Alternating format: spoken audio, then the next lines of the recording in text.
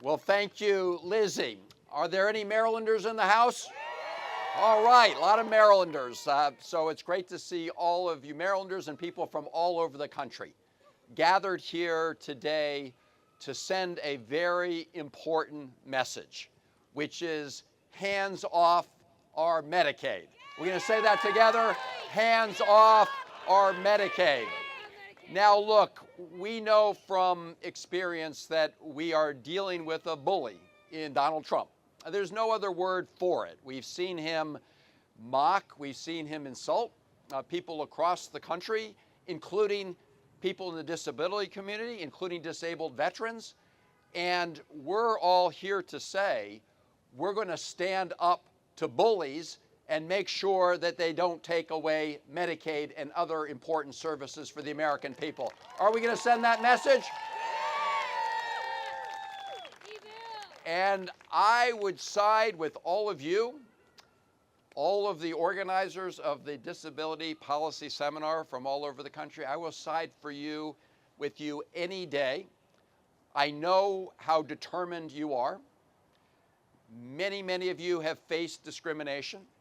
You've faced bullies before, and you know how to stand up against discrimination and bullies. And you did that in 2017 when we prevented Donald Trump from destroying the Affordable Care Act, right?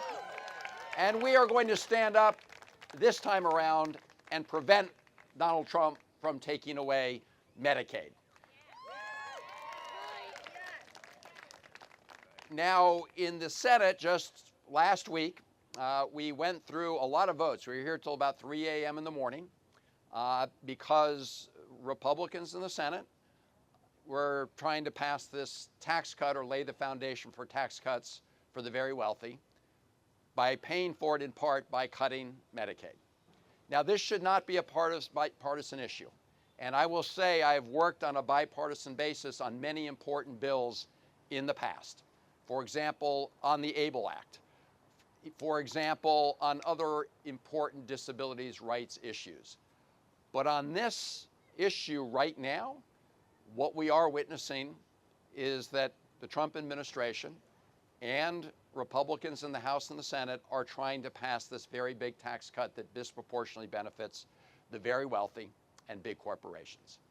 And they're looking for ways to try to pay for part of it. Make no mistake, it will add huge amounts to our deficit and the debt. They're going to put a lot of it on the credit card, but they also want to cut in other areas. And one of the cuts that the House bill especially targets is Medicaid by about $880 billion. And that's not my number. That's the number the Congressional Budget Office, the nonpartisan accounting office, came up with as to what would be required for them to hit those targets. So we are in another big fight.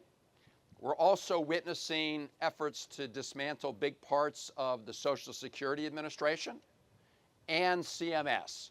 So I have another question for you. Are we going to let them dismantle big parts of the Social Security Administration? No. Are we going to allow them to dismantle big parts of CMS? No. So we have to fight back. We have to fight back in the courts.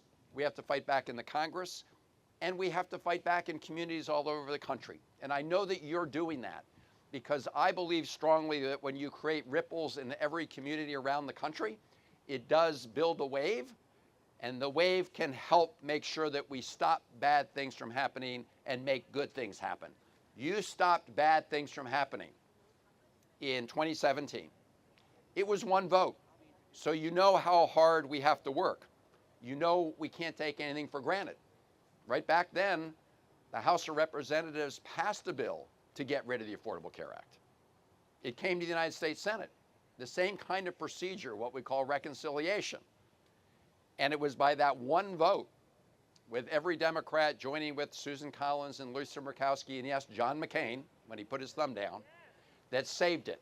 You all saved it because we heard from all of you. So I'm so glad you're here now to make sure your voices are heard. I also want to thank you for being in the fight to protect and expand special education. Because it was back in the 1970s that our country made an important promise. that every single child deserves and has a right to the best quality education. And we passed the IDEA legislation back then. That was a very good thing.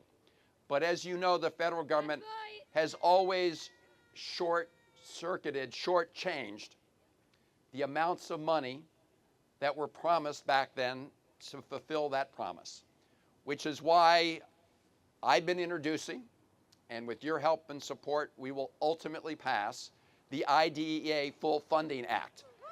And it may not be done in a year or 2 years, but I am confident that over time, we will prevail on that issue. For now, our challenge is simply to make sure that under the Trump administration, they don't backtrack on IDEA, that they don't block grant IDEA. Because if you look at Project 2025, they call for block granting IDEA. And that is just another way of saying that they want to reduce and cut IDEA even further. Are we going to let that happen? No! Hell no. Hell no, we're not going to let that happen. We're going to help make sure that we protect IDEA and ultimately expand it. We're going to make sure that we protect Medicaid. And all of you are here to send that message. And I'm so heartened to see all of you here today. With your help, just like you prevailed in 2017, we will prevail right now in 2025. Thank you all very much for what you're doing and for being in this fight and making sure that all patriots stand up at this moment in our country.